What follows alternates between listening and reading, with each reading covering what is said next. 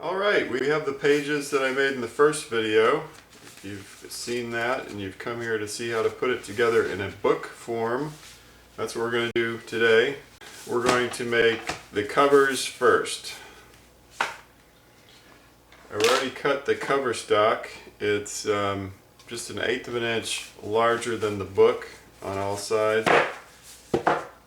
Well, 1/16 of an inch on each side, 1/8 of an inch total. So it makes, it's just a little bit bigger, and then when you combine the thickness of the paper that's going to cover it, it will be big enough to be the cover of what's going to be a book. So I'll show you how to do one of the covers, and then we'll do the other one off camera. I've made 4 pieces of paper with the same process as making the sheets. I've got the bigger ones for the front, and that paper will wrap around, and then the back piece is smaller and it will cover up the edges of the front. You want to place this right in the middle. Then I put a mark on it all the way around. This will help with positioning the cover once you apply the glue. And there it is. I don't know if you can see it. Cut the edges off at an angle, and I do that now. You could actually do it while you're gluing, but now's the time pretty much. Now, since the paper has to fold around a material that's that thick, you need to leave enough at the corners when you cut off the corners to accommodate that. So you just kind of roughly do 45 degrees, put a piece of material there, mark it on the outside, and that will leave a little gap, enough that you'll be sure to cover that corner and there won't be any of the board stock showing. Now, even though I've got the mark there exactly at the thickness of the material, I do a little bit more. You definitely want to do a little bit more. The line should be, let's say, I don't know, a little less than a 1/16 inch more than that.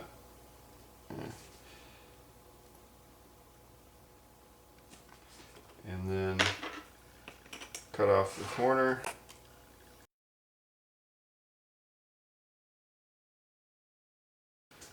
Alright, ready to go.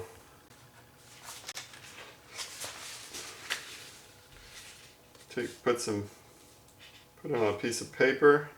You're going to run the glue off the edges of the paper, so you need something you can sacrifice to do that.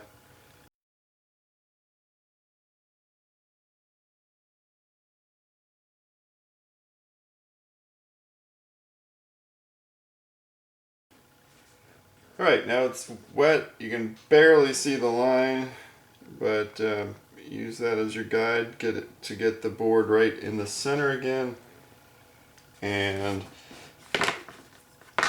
press it in there, and then work fast to get the sides up and around. What you should do is do the opposite sides first, and then the other sides, so you'll have a uniform crease. So I did that side, now I'm going to do this side.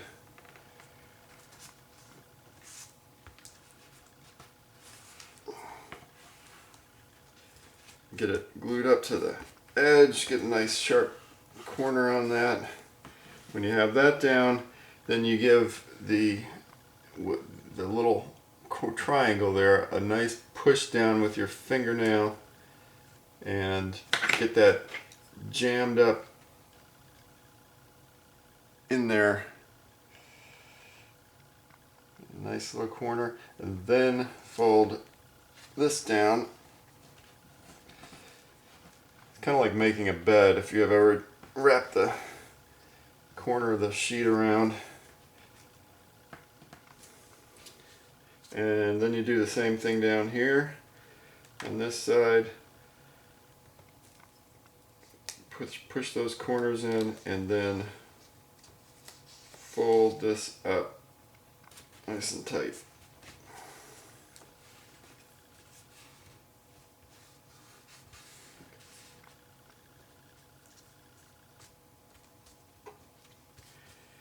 And now what I like to do, turn it over, put a piece of wax paper on it, and really work that over with the bone folder just to get it nice and really strongly adhered to the book board. So that's what the front's going to look like, and we're going to do the same thing here. Glue.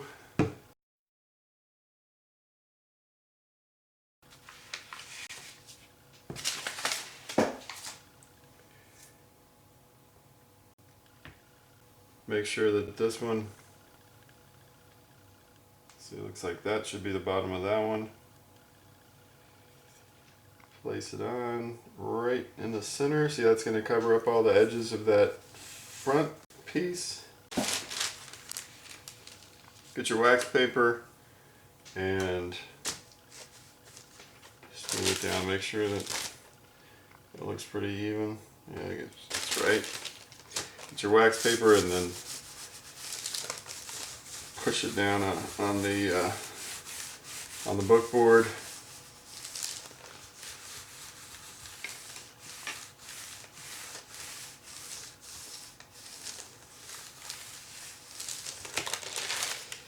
And there it is. There's your first cover. Oh, and also another thing to make sure that you've done is that the grain of the book board should be in the same direction as the grain of the paper. So determine the two grains before you do any of this. Otherwise it'll warp like crazy. You won't believe how bad it'll turn out. But anyway, that's ready to go. I'm going to do the second cover and then we'll be right back. You got to decide which side's the front, and that's my front cover. First, let's poke the holes for the signatures. Only 4 signatures in this book. I've made a template. This is a piece of cardstock where I have measured equal divisions. Each one of these is about a little bit over an inch apart, and you will use an awl and one of the least used things in the world today, telephone book. Just open it to a page, take your signature. Now I've made an arrow, up arrow here on this showing me which is the top, just in case these holes weren't equally spaced. You want them all to line up right. So take the first signature, locate your template right in the middle, put it in the corner of the phone book, and just press down in each one of these holes of the template through your signature, through into the phone book, and you've got your holes for the stitching. I'm going to do that to the next 3.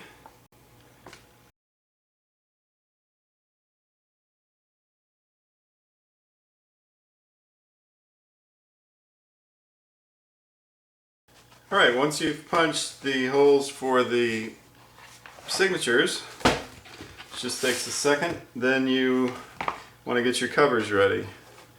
So once again you want to figure out which is top and which is bottom, which is front, which is back. This is my front cover and this is my back cover. So what you'll have is you'll have holes that match up with your template, so that the holes that come around the cover go right in the line with the stitching on the that holds the signatures together. And I've made a template, separate template.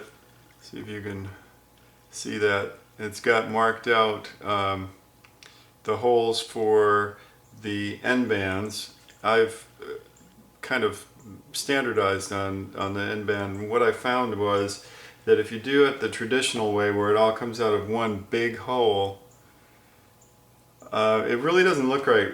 You can't really make it work right with these tin covers. That might be great for a big fat actual wood cover or something, but for these you want individual holes for each stitch, and you can't have them right in a row because then they would be so close together that it would just actually end up being just a straight hole, and it's not going to look good. So what I did was I measured out and made this kind of VW shaped pattern, and then punched holes in that, and then I use that every time for my template, and it works out perfectly. So what you do is line that up exactly at the corner of your book. Make sure it looks right.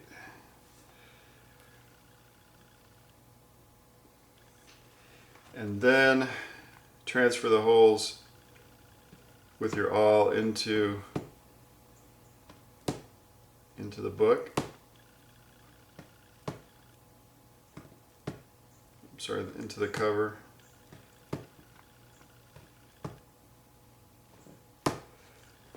Now on the bottom of the book, the bottom of the cover, you want the inverse, so you flip the template over.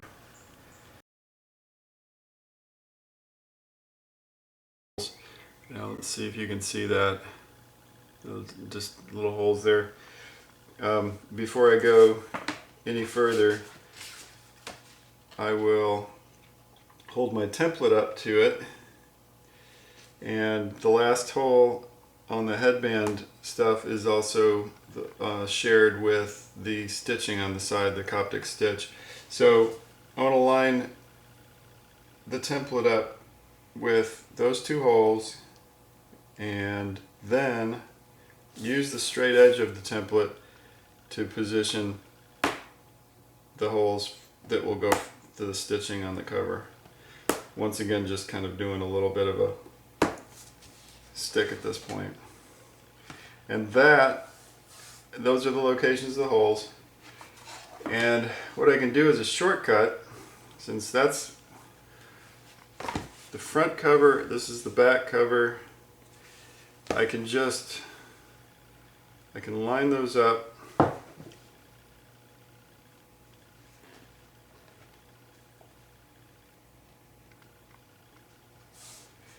and then press straight down. Let it stand up at this point because it takes a lot of force, and then just punch straight down, and this will go all the way through your front cover and pierce the back cover. Now I know for sure by doing this that the holes on the front and the back cover will be identical, even if I've made a little mistake or something on the front cover. It was kind of hard to make a mistake, really, and you got the template lining everything up so well.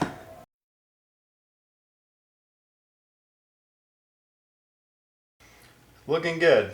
Now the next step is more long and boring, and I will skip that in the video, but what I'm going to do is make each hole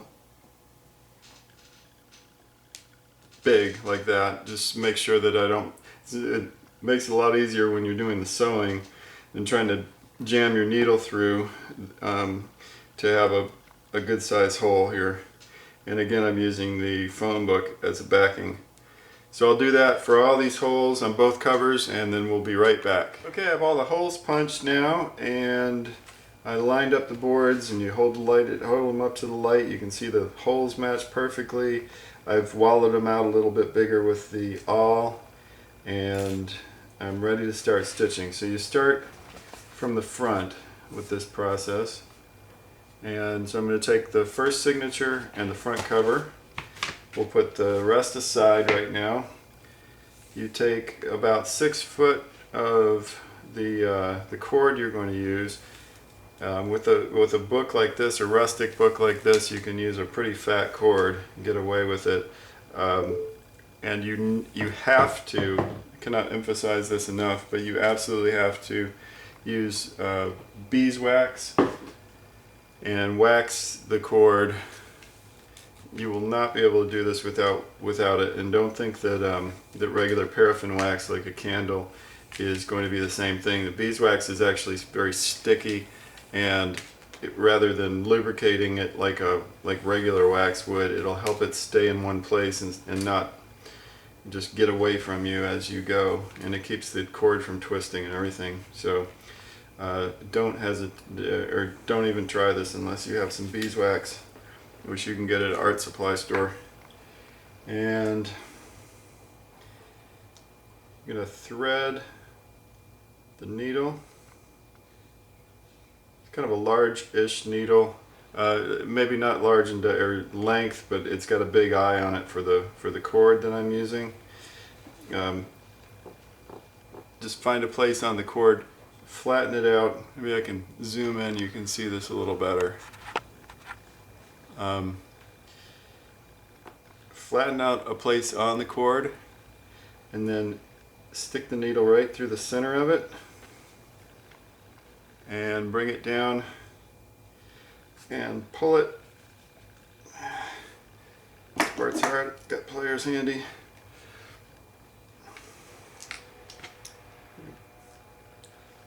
There. So now I've made a loop without making a knot. That's the smallest thing you can have in there for going through that book board and going through the signatures, is instead of a knot to have the loop that you made like that. You start with the signature. This is the front of it. Start at the bottom. You can start at the top. I guess I always start at the bottom.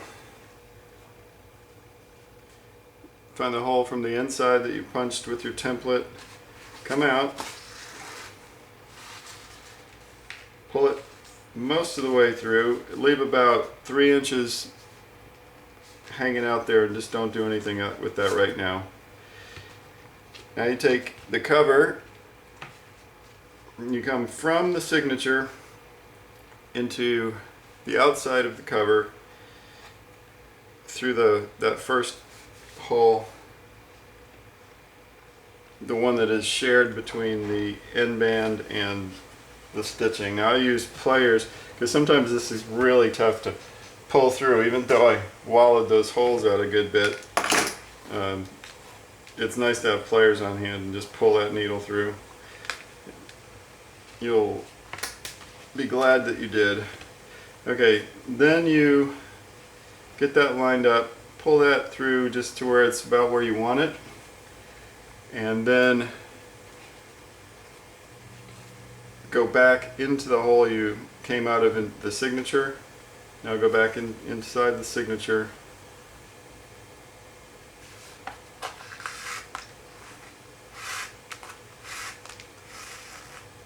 Pull that through.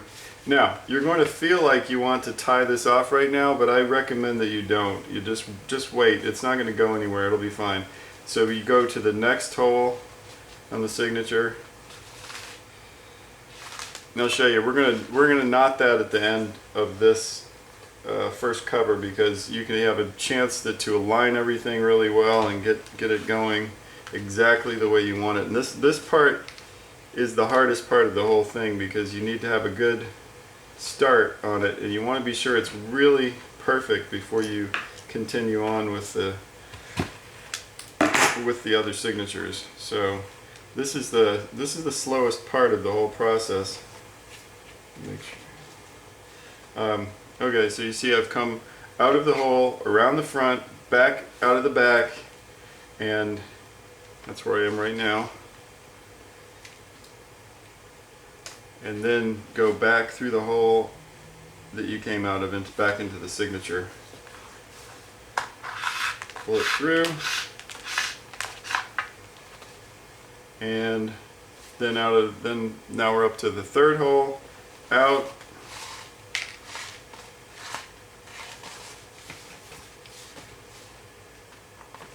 pull tight. That's what they'll start looking like, and continuous.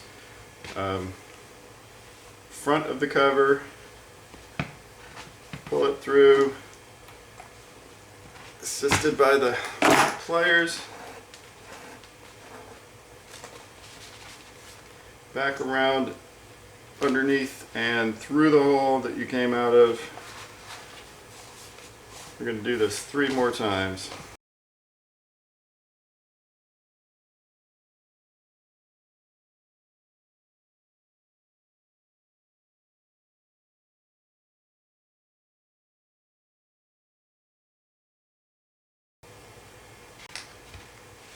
Now, if you've noticed how fast I'm going, I haven't really paid any attention to getting the tightness correct or anything else, because I knew I was going to adjust it at this point.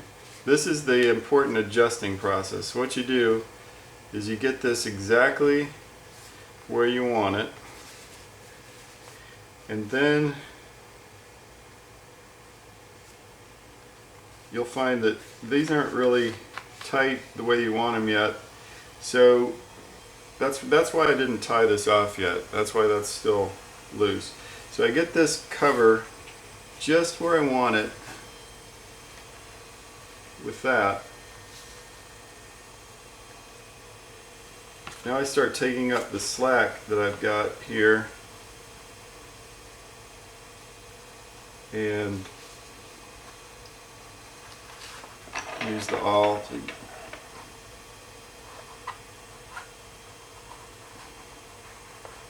what I'm doing is I'm just pulling wherever I've got slack, pulling it, then I'm going to pull it from the inside here and just move that on through until I get all the way down to the end and I know I've got it right. Now, one of the things, and I'll emphasize this more as we go on, is that you're going to want to feel like you have to tie this really tight, especially if you're into traditional bookmaking and you're used to really making sure everything is just as tight as anything as you go. And you see how much slack I'm getting out of all this. This kind of book, if you pull everything really tight, then it's going to be unnaturally, it'll spring open. It won't even close very well. So loose works just fine, like loose-ish. You'll be surprised how not tight you need to do it. And one of the pitfalls that I used to make is I would just, get in there and just pull the daylights out of these, make everything as tight as anything, thinking I was doing the right thing, and then I'd have a book that was just way too tightly wound, and it would just spring open on its own. Alright, so what I've done, I've gotten these, I've gone through and I've got these equal amounts of tight. So the last one, and of course that was just loose. Now I have not put that anywhere yet because that's the next step. But if I feel like all of these are equal, that one's a little loose, I'll pull it through this way.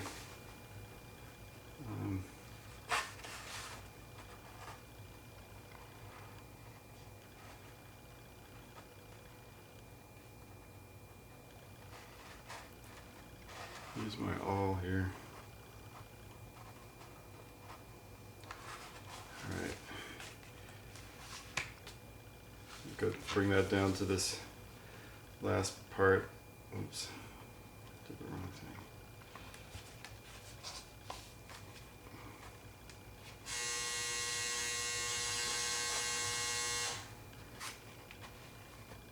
thing. Okay, those look good. These are about equal. Now I can tie this knot. You just pull it up under there, and then bring it through like that, and then pull it straight down. So you're really only pulling against the string and you're not pulling against the paper or anything. And one will probably hold it, but let's just do 2 to be sure. Second knot, pull it tight. All right, now, so what I've got is, so what I have is the first signature. It's on the cover, and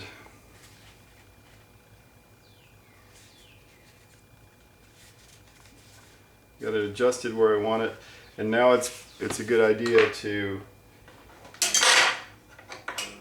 give the whole thing a little flattening out with the bone folder, just along where those cords are on the inside,